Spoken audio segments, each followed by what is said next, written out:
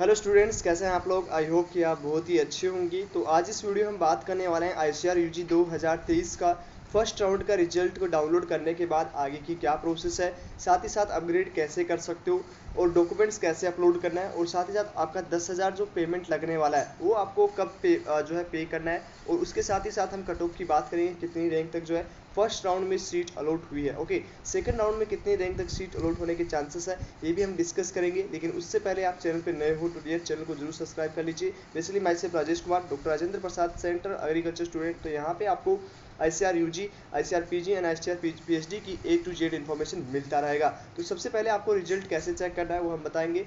आपको सबसे पहले ऑफिशियल वेबसाइट पे जाना है। ऑफिशियल वेबसाइट पे आपको ICRadmission.in, ठीक है, इस ऑफिशियल वेबसाइट पे आप जाओगे तो यहाँ पे इस तरह का इंटरफेस है वो आपको दिख जाएगा।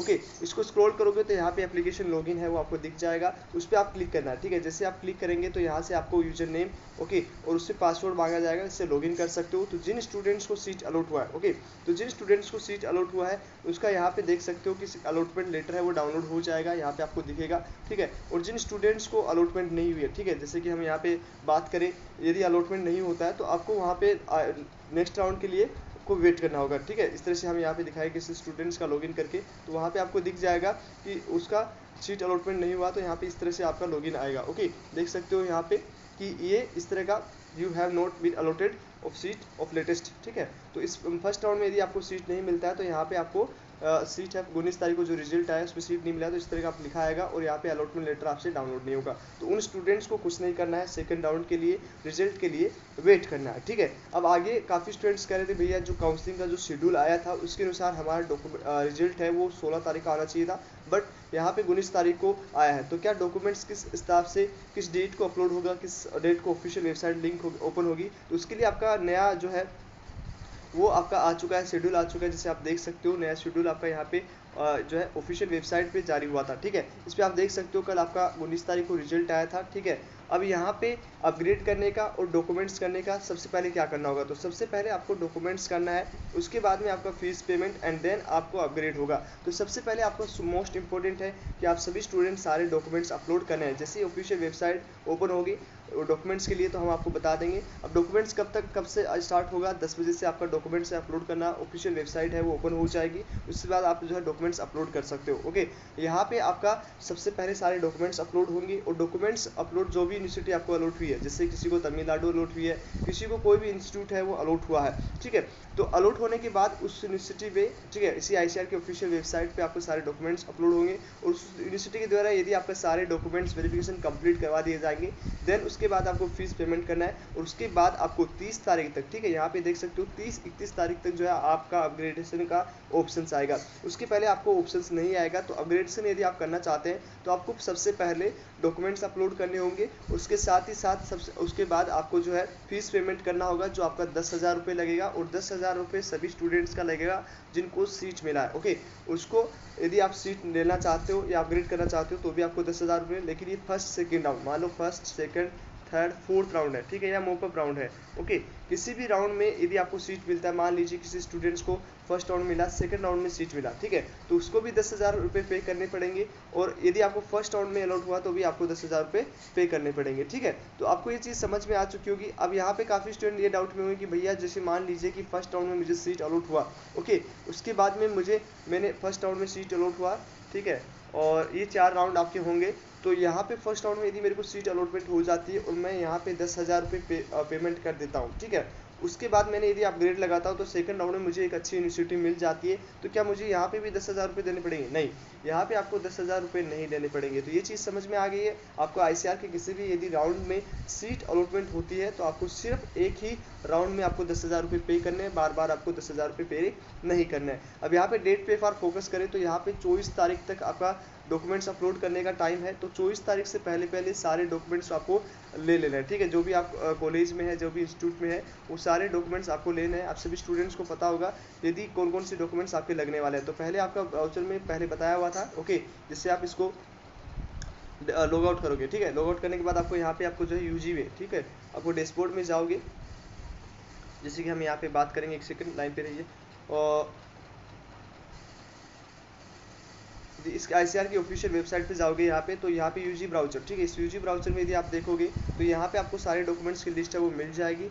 चलिए एक बार हम फोकस करते हैं कौन कौन से डॉक्यूमेंट्स की आपको आवश्यकता होगी। ओके, तो ये सारे डॉक्यूमेंट्स आपको ओरिजिनल बनवा लेना है। यदि किसी के पास ये नहीं कि भैया मेरे पास नहीं है, ये नहीं है, तो सारे डॉक्यूमेंट्स आपको चाहिए होंगे, ठीक है। यहाँ पे आप देख सकते हो, आपको डेट ऑफ बर्थ यदि नहीं है तो आप टेंथ का मार्कशीट यहाँ पे लगा सकते हो। उसके बाद में 10th एंड 12th का मार्कशीट आपको चाहिए होगा। उसके बाद में आपका टीसी, यदि आपके पास टीसी नहीं है तो 24 तारीख का टाइम है। देखिए अभी अपना टीसी एंड कैरेक्टर सर्टिफिकेट अपने स्कूल से ले आइए, क्योंकि उसके बाद में दशहरा का हॉलीडेज आने वाला है, ठीक है। तो इस चीज़ को अपने दिमाग में रखिएगा, आगे की जो हॉलीडेज है वो ध्यान में रखते हुए अभी आप जाके अपने जो भी स्कूलिंग की है, जहाँ से भी किया है, तो वहाँ से अपना ट्रांसफ़र और कैरेक्टर सर्टिफिकेट दोनों आप ले आए। ओके, उसके बाद एडमिट कार्ड आपको चाहिए होगा, उसके बाद कंफर्मेशन पेज आपको चाहिए होगा, रैंक कार्ड आपको मिल ही चुका है, अलॉटमेंट लेटर आप डाउनलोड कर सकते हो। जिन स्टूडेंट्स को सीट मिला है तो अलॉटमेंट लेटर का आपके पास ऑप्शंस आ गए हैं, ठीक है। तो वहाँ से आप जो अपना अलॉटमेंट लेटर वो है डाउनलोड कर सकते हो। ओके, जैसे कि हम एक बार आपको दिखाते हैं अलॉटमेंट लेटर, ठीक है। तो अलॉटमेंट लेटर वहाँ से आप डाउनलोड कर लीजिए। उसके बाद में आपको जो है यहाँ पे अलॉटमेंट लेटर के बाद आपको चाहिए एडमिशन लेटर, ठीक है। तो एडमिशन लेटर आपको मिलेगा जब आपका एडमिशन कंप्लीट हो जाएगा, तो आपको जो है ये मिल जाएगा। उसके बाद आधार कार्ड आपको करना है। उसके बाद नेक्स्ट आपको बात करें, डोमिसाइल सर्टिफिकेट आपको पास होना चाहिए। ओके, कोशिश कीजिए कि 6 मंथ पुराना नहीं हो। उसके बाद कैटेगरी सर्टिफिकेट, डोमिसाइल सर्टिफिकेट आपके पास होना चाहिए। कैरेक्टर सर्टिफिकेट आपको स्कूल से मिल जाएगा। उसके बाद जो भी स्टूडेंट हैं जो SC ST OBC और EWS है, ठीक है, उनको सेंट्रल गवर्नमेंट का एक ध्यान से रखिएगा, सेंट्रल गवर्नमेंट का आपको सर्टिफिकेट यहाँ पे आवश्यकता होगी। उसके बाद में आपको मेडिकल PWD कैटेगरी से है तो आपको मेडिकल सर्टिफिकेट की आवश्यकता होगी, ठीक है। तो आई होप ये सब चीज़ें आपको अच्छे से समझ में आ चुकी होगी। ये आपका डॉक्यूमेंट्स है। उसके बाद 31 तक, मतलब 30 तक आपका फीस पेमेंट पूरा होगा, और 30 के बाद आप जो है अपना अपग्रेडेशन का ऑप्शन लगा सकते हो। ओके, तो ये चीज़ समझ में आ चुकी है। 30 के बाद आप अपग्रेडेशन का ऑप्शन लगा सकते हो। जैसे हम स्टूडेंट्स का करें, इन स्टूडेंट्स को आप देखोगे तो यहाँ पे इनको जो है, एक सेकंड, यहाँ पे जो है इनको देख सकते हो कौन सा तमिलनाडु यूनिवर्सिटी अलॉट हुआ है। यदि आप इसको अपग्रेड करना चाहेंगे तो अपग्रेड करने के बाद आपका यहाँ पे सीट अलॉटमेंट, जो मतलब ऊपर का सीट है, जैसे मान लो उन्होंने ऊपर जीबी पद रखा या कोई भी इंस्टीट्यूट रखा, ठीक है, तो वहाँ पे आप एडमिशन लेने के लिए आपको अपग्रेड करना होगा। और हमेशा जब भी आप अपग्रेड करोगे तो ऊपर वाला कॉलेज है वही आपको अलॉट होगा, ठीक है।